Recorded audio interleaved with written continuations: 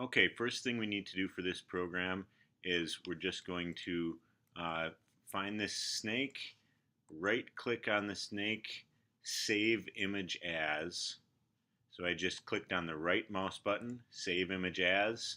I'm going to save it right on the desktop and I can click save.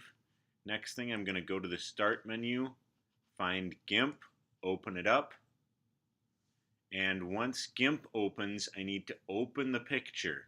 I always want to go to File, Open to open the picture. So I'm going to go to File, Open, and find from the desktop, find the picture of the snake. I'm going to click Open, and now I've got my tool options, or toolbox and tool options on the left-hand side. If this were gone, I would just click on Windows, New Toolbox to get that back. Windows, New Toolbox right here. And then I'd move that over to the left-hand side of the screen again.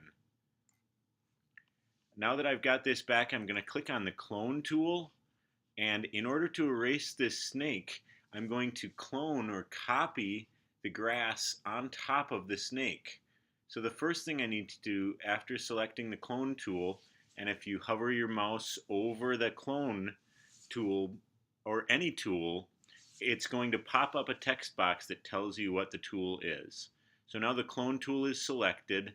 I'm going to hold down the control button and click on the area I want to clone from. So I held down the control button. I got this little crosshair instead of my arrow on the cursor, and I clicked where I wanted to clone from. Now it left that little circle there, and I am going to click and drag on top of the snake, and I'm copying from the area that I selected first. I'm copying from here on top of the snake.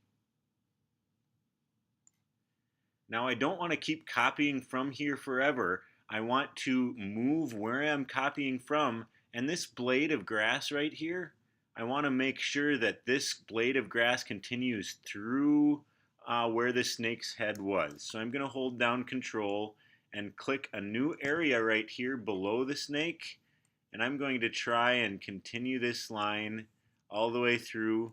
That one didn't work. I'm going to move a little bit farther down, and I'm going to continue through the snake's head there and try and fill it in. So now that blade of grass kind of continues through the snake's head. I'm going to pick another area to try and fill in the rest of his head. So now this looks pretty good. I'm going to continue picking other areas near where I'm cloning to that are going to go on top of the snake. So I keep holding down the control button and selecting a new area to clone from. If I just picked one area and decided to clone from this forever, it's eventually going to start filling in the snake again. I don't want to have the snake again. I don't want to have these letters at the bottom repeated. I want to just cover up that snake, try and make it look like there was never anything there. And once this is done, which it's not quite done yet, but it's pretty close. Once this is done and everything looks natural, it looks like just a picture of grass, which this looks pretty good at this point. I'm going to go to File, Export As. You need to go to Export or Export As, and then make sure it's saved right on the desktop so you can find it. You can leave the name the same, that's fine. If you do leave the name the same after you click Export, it's going to ask, do you want to replace this file? It's just going to replace the one that has the snake already in the file, so you can click Replace, and then don't change any of these options, just click Export again. Now this is exported. The next thing we need to do is we need to log into SPPS Apps. And once you're logged in, you're going to create a new document if you haven't created one yet. If you have, you're going to put it in the document you already created.